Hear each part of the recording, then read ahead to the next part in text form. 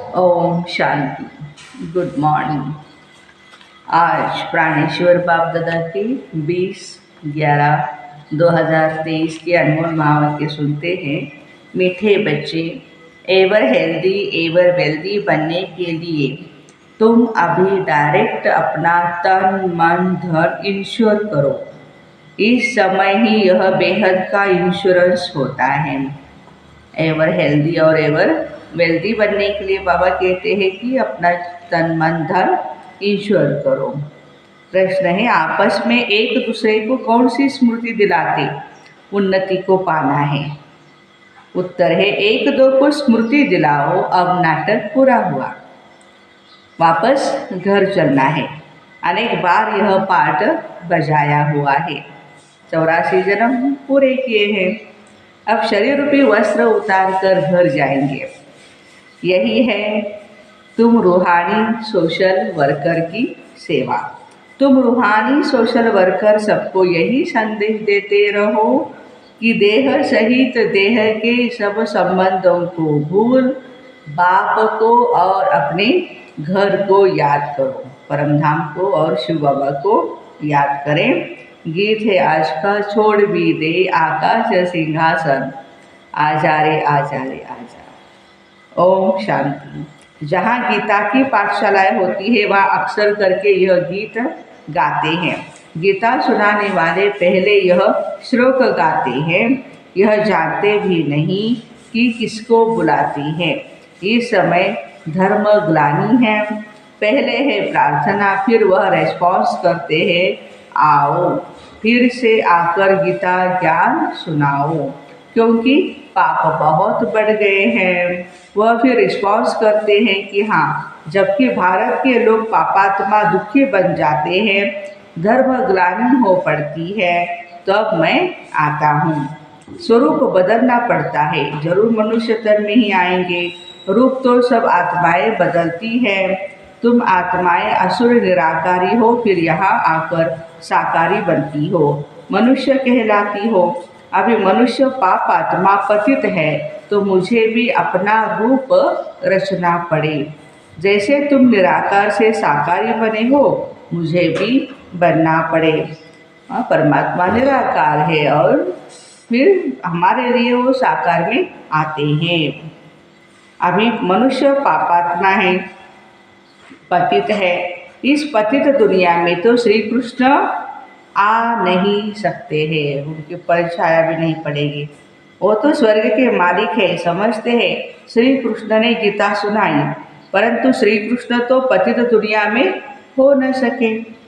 उनका नाम रूप देश काल एक्ट सब अलग है और परमात्मा का अलग है। यह बाप बतलाते हैं, श्री कृष्ण को तो अपने माता पिता है, उसने माँ के गर्भ से अपना रूप रचा है। मैं तो गर्भ में नहीं जाता, परमात्मा कहते हैं मैं परकाया प्रवेश करता हूँ लेकिन गर्भ में नहीं जाता। लेकिन श्री कृष्ण तो गर्भ में जाते हैं, उनको अपना खुद का शरीर है, माता पिता से वो पालना लेते हैं। तो प्यारे बाबा कहते हैं कि मुझे रथ जरूर चाहिए, मैं इनके बहुत जन्मों के अंत के जन्म में प्रवेश करता हूँ। पहला नंबर है श्री कृष्ण, इनके बहुत जन्मों के अंत का जन्म हुआ 84वां जन्म जो ब्रह्मा बाबा का है, तो मैं इसमें ही आता हूँ। ये अपने जन्मों को नहीं जानते हैं। श्री कृष्ण तो ऐसे नहीं कहते कि मैं अपने जन्मों को नहीं जानता हूँ। भगवान कहते हैं जिसमें मैंने प्रवेश किया है, माना ब्रह्मा के तन में, वह अपने जन्मों को नहीं जानते, मैं जानता हूँ। श्री कृष्ण तो राजधानी का मालिक है। भगवान कहते हैं जिसमें मैंने प्रवेश किया है, वो अपने जन्मों को नहीं जानते हैं। सतयुग में है सूर्यवंशी राज्य विष्णुपुरी। विष्णु कहा जाता है किसको? श्री लक्ष्मी श्री नारायण को। कहाँ भी भाषण होता है तो यह रिकॉर्ड काफ़ी है, क्योंकि यह तो भारतवासी खुद गाते हैं। जब धर्म प्रायः लोप हो जाए तब फिर से मैं गीता सुनाऊं, वही धर्म फिर से स्थापन करना है। उस धर्म के कोई मनुष्य ही नहीं तो फिर गीता का ज्ञान कहाँ से निकला। तो बाबा समझाते हैं सतयुग त्रेता में कोई भी शास्त्र आदि नहीं होते हैं, जरूरत ही नहीं ना वहाँ। ये सब है भक्ति मार्ग की सामग्री, इन द्वारा मेरे साथ कोई मिल नहीं सकते हैं शास्त्रों के अध्ययन से। मुझे आना पड़ता है, खुद परमात्मा को इस धरा पर आना पड़ता है। आकर सबको सद्गति देता हूँ, माया गति सबको वापस जाना पड़ता है। गति में जाकर फिर स्वर्ग में आना है, मुक्ति में जाकर फिर जीवन मुक्ति में आना है। बाबा कहते हैं 1 सेकंड में जीवन मुक्ति मिल सकती है।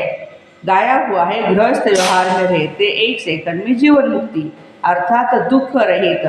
सन्यासी तो जीवन मुक्त बना न सके, वह तो जीवन मुक्ति को मानते भी नहीं। इन सन्यासियों का धर्म सतयुग में होता नहीं, सन्यास धर्म तो बाद में होता है, द्वापर युग के बाद। इस्लामी, बौद्धी आदि यह सब सतयुग में नहीं आएंगे। अभी और सब धर्म है, बाकी देवता धर्म है नहीं।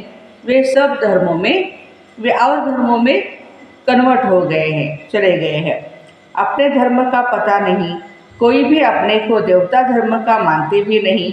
जय हिंद कहते हैं, भारत माता की जय कहते हैं। भारत की खय, खय माना हार, कब होती है वह कोई थोड़े ही जानते हैं। भारत की जय तब होती है जब राज्य भाग्य मिलता है भारत को। जब पुरानी दुनिया का विनाश होता है, खय करता है रावण, माना हार रावण के कारण होती है हमारी। जय करते हैं राम, जय भारत कहते हैं, जय हिंद। अक्षर बदल दिया है, गीता के अक्षर अच्छे अच्छे हैं, ऊंचते ऊंचे भगवान। कहते हैं मेरा कोई माता पिता नहीं, मुझे अपना रूप आप ही बनाना पड़ता है, मैं इनमें प्रवेश करता हूँ। श्री कृष्ण को माता ने जन्म दिया, मैं तो क्रिएटर हूँ। रामानुसार यह भक्ति मार्ग के लिए सब शास्त्र आदि बने हुए हैं। यह गीता, भागवत आदि सब देवता धर्म पर ही बनाए हुए हैं, जबकि बाबा ने आदि सनातन देवी देवता धर्म की स्थापना की हुई है। अब वो पास्ट हो गया, फिर फ्यूचर होगा। आदि मध्य अंत को पास्ट, प्रेजेंट, फ्यूचर कहते हैं। इसमें आदि मध्य अंत का अर्थ अलग है। जो पास्ट हो गया वही फिर प्रेजेंट होता है। जो पास्ट की कहानी सुनाते हैं वह फ्यूचर में रिपीट होगी। 5000 वर्ष का ये चक्र हमें पता है ना। मनुष्य इन बातों को नहीं जानते। जो भी पास्ट होता है उनकी कहानी बाबा प्रेजेंट में सुनाते हैं, फिर वो फ्यूचर में रिपीट होनी है। बड़ी समझने की बातें हैं, रिफाइन बुद्धि चाहिए। कहाँ भी तुमको बुलाते हैं भाषण, तो बच्चों को भाषण जरूर करना है। सन शोज फादर, बच्चे बताएंगे हमारा फादर कौन है।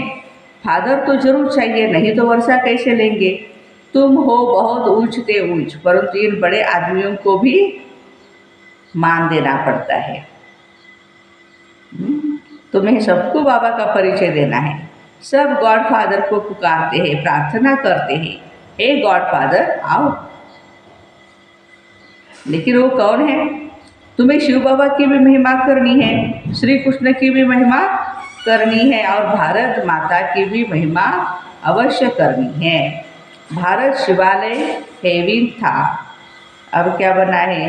हेल बना है ना। बाबा कहते वैशाली बना हुआ है भारत अभी। तो प्यारे बाबा कहते हैं कि उनकी कहानी बाबा सुनाते हैं। 5000 वर्ष पहले देवी देवताओं का राज्य था, वो किसने स्थापन किया? जरूर ऊंचते ऊंच भगवान ने। ऊंचते ऊंच निराकार परमपिता परमात्मा शिवाय नमः हुआ ना। शिव जयंती भारतवासी मनाते हैं, परंतु शिव कब पधारे थे कोई भी नहीं जानते हैं। ऊंचते ऊंच निराकार परमात्मा है, जरूर हेविन से पहले संगम पर ही आया होगा। कलयुग का अंत और सतयुग के आदि के संगम पर परमात्मा आते हैं। तो बाबा कहते हैं कि इस संगम युग में मैं आता हूँ, फिर उसके बाद हेविन अर्थात स्वर्ग माना सतयुग आता है। तो ये कोई भी नहीं जानते हैं। ऊंचते ऊंच परमात्मा ही है। कहते हैं कल्प कल्प के संगम युगे आता हूँ। युगे युगे माना हर युग में मैं नहीं आता हूँ। अगर हर एक युग कहो तो भी 4 अवतार होने चाहिए, है ना। सतयुग त्रेता द्वापर कली 4 युग में 4 ही अवतार होने चाहिए। 10 अवतार क्यों बोला है? तो बाबा कहते हैं कि उन्होंने तो कितने अवतार दिखाए हैं। ऊंचते ऊंच एक ही बाप है जो हेविन रचते हैं, स्वर्ग रचते हैं। भारत ही हेविन था। हेविन माना स्वर्ग था, वही श्लेष था, निर्विकारी। फिर तुम यह प्रश्न नहीं उठा सकते हो कि वहाँ बच्चे कैसे पैदा होते हैं। वो तो रस्म रिवाज जो होगी वही चलेगी, तुम फिक्र क्यों करते हो? पहले तुम अपने बाबा को तो जानो। वहाँ आत्मा का ज्ञान रहता है। हम आत्मा एक शरीर छोड़ दूसरा लेती है। रोने की बात ही नहीं। कभी अकाले मृत्यु नहीं होती है सतयुग में, और यहाँ अकाले मृत्यु होती है, इसलिए रोते रहते हैं। खुशी से सतयुग में शरीर छोड़ देते हैं। तो बाबा ने समझाया मैं कैसे रूप बदल कर आता हूँ। श्री कृष्ण के लिए नहीं कहेंगे कि आकाश सिंहासन छोड़ के आजा धरती पर अपना रूप बदल के। श्री कृष्ण को तो अपना रूप है, वो तो गर्भ से जन्म लेते हैं। ब्रह्मा विष्णु शंकर है सूक्ष्म वतनवासी। प्रजापिता तो जरूर यहाँ चाहिए, हम उनकी संतान है ना। वो निराकार बाप अविनाशी है और हम आत्माएं भी अविनाशी है। परंतु हमको पुनर्जन्म में जरूर आना है, यह ड्रामा बना हुआ है। कहते हैं फिर से आकर गीता का ज्ञान सुनाओ, तो जरूर सब चक्र में आएंगे। जो होकर के गए हैं वो सब आएंगे। कहते हैं फिर से आकर गीता सुनाता हूँ। पहले सुनाया था 5000 साल पहले, फिर बाबा आकर के सुनाते हैं, बुलाते भी है। पतित पावन आओ, तो जरूर पतित दुनिया है। सब पतित है, तब तो पाप धोने के लिए गंगा स्नान करने जाते हैं। स्वर्ग में यह भारत ही था। भारत है उच्च, फिर उच्च और अविनाशी खंड, और तीसरा है सबका तीर्थ स्थान। एक तो ऊंच है, दूसरा अविनाशी खंड है, और सबका तीर्थ स्थान है। सब मनुष्य मात्र पतित है। सबको जीवन मुक्ति देने वाला बाप है। जरूर जो इतनी बड़ी सर्विस करते हैं उनकी महिमा गानी चाहिए। अविनाशी बाप का बर्थ प्लेस है भारत, वही सबको पावन बनाने वाला है। बाबा अपने बर्थ प्लेस को छोड़ और कहाँ जा न सके। भारत को ही बाबा प्यार करते हैं, भारत में आते हैं। तो बाबा बैठ समझाते मैं कैसे रूप रचता हूँ। सारा मदार है धारणा पर। धारणा पर ही तो बच्चों का मर्तबा है। सबकी मुरली भी एक जैसी नहीं चलती है। भल काट के मुरली सब बजाए तो भी एक जैसे नहीं बजा सकते। हर एक की एक्ट का पार्ट अलग है। इतनी छोटी सी आत्मा में कितना भारी पार्ट मुंदा हुआ है। परमात्मा भी कहते हैं हम पाठधारी है। जब धर्मग्लानि होती है तब मैं आता हूँ। भक्ति मार्ग में भी मैं देता हूँ। ईश्वर अर्थ दान पुण्य करते हैं तो ईश्वर ही उसका फल भी देते हैं। सब अपने को ईश्वर करते हैं, जानते इसका फल हमें दूसरे जन्म में अवश्य मिलेगा। तुम ईश्वर करते हो 21 जन्मों के लिए, वो है हद का इंश्योरेंस इनडायरेक्ट, और यह है बेहद का इंश्योरेंस डायरेक्ट। तुम तन मन धन से अपने को ईश्वर करते हो, फिर अथाह धन पाएंगे और एवर हेल्दी वेल्दी बन जाएंगे। तुम डायरेक्ट ईश्वर कर रहे हो। मनुष्य ईश्वर अर्थ दान करते हैं, समझते ईश्वर देगा। वो कैसे दिलाते थोड़े ही समझते। मनुष्य समझते जो कुछ मिलता है ईश्वर ही देता है। अच्छा, ईश्वर ने बच्चा दिया, अच्छा देते हैं तो फिर लेंगे भी जरूर। रोते क्यों हो? उन्होंने दिया है, उन्होंने लिया है। हाँ, तुम सबको मरना जरूर है, शाश्वत सत्य है ये। साथ कुछ भी नहीं जाएगा, ये शरीर भी खत्म हो जाना है। इसलिए अब जो ईश्वर करना है वो करो, फिर 21 जन्म ईश्वर हो जाएंगे। ऐसे नहीं ईश्वर कर और फिर सर्विस कुछ भी न करो। जो भी पैसा था 5-10 लाख जो भी था वो यज्ञ में दिया, देने के बाद आराम से खा पी रहे हैं, सेवा नहीं कर रहे हैं, तो भी बाबा कहते हैं कि ठीक नहीं है। ईश्वर कर और सर्विस कुछ न करो, यहाँ ही खाते रहो, ठीक नहीं। सर्विस तो बच्चों को करनी ही है। तुम्हारा खर्चा भी चलता है ना। ईश्वर कर और खाते हुए ही रहते तो सतयुग में मिलेगा कुछ भी नहीं। मिले तब जब सर्विस करो तो उच्च पद पाएंगे। जितना जो जास्ती सर्विस करते हैं उतना जास्ती मिलता है। थोड़ी सर्विस तो थोड़ा मिलेगा। गवर्नमेंट के सोशल वर्कर भी नंबरवार होते हैं, उनके बड़े बड़े हेड्स होते हैं। अनेक प्रकार के सोशल वर्कर्स है दुनिया में, और तुम हो वो है जिस्मानी सोशल वर्कर और तुम हो रूहानी सोशल वर्कर। हर एक को तुम यात्री बनाते हो। क्या बनाते हैं हम? यात्री। यह है बाबा के पास जाने की रूहानी यात्रा। बाबा कहते देह से देह के सब संबंधों को, गुरु गोसाई आदि को भी छोड़ो। मामेकम याद करो। परमपिता परमात्मा निराकार है, साकार रूप धारण कर समझाते हैं। कहते हैं मैं लोन लेता हूँ, प्रकृति का आधार लेता हूँ, ब्रह्मा बाबा के शरीर का आधार। तुम भी नंगे आए थे, अब फिर वापस सबको जाना है। सब धर्म वालों को कहते हैं मौत सामने बैठा है, खड़ा है। यादव कौरव खलास हो जाएंगे, बाकी पांडव फिर आकर के राज्य करेंगे। यह गीता एपिसोड रिपीट हो रहा है। पुरानी दुनिया का विनाश होना है। 84 जन्म लेते लेते अब यह ओल्ड हो गया है, पुराना हो गया ना।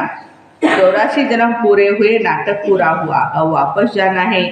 शरीर छोड़ घर जाते हैं, एक दो को स्मृति दिलाते, अभी वापस जाना है। अनेक बार ये पाठ बजाया 84 जन्मों का। ये नाटक अनादि बना हुआ है। जो जो जिस धर्म वाले हैं उनको अपने सेक्शन में जाना है।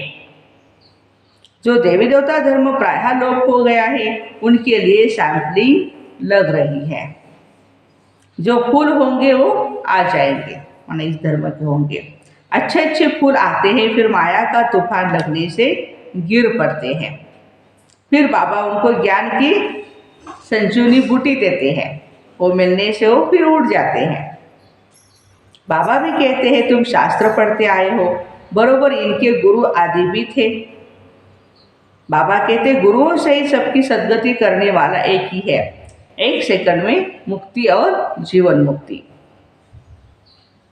राजा रानी तो प्रवृत्ति मार्ग हो गया, वैश्रेष्ठ प्रवृत्ति मार्ग था। अब संपूर्ण विशेष है, विशेष माना विकारी। वहाँ रावण का राज्य होता नहीं, रावण का राज्य आधा कल्प से शुरू होता है। भारतवासी ही रावण से हार खाते हैं, बाकी और सब धर्म वाले अपने अपने समय पर सतो रजो तमो से पास होते हैं। पहले सुख आता है, फिर दुख में आते हैं। मुक्ति के बाद जीवन मुक्ति है ही। इस समय सब तमो प्रधान जड़ जड़ीभूत है। हर आत्मा एक शरीर छोड़ दूसरा नया शरीर लेती है।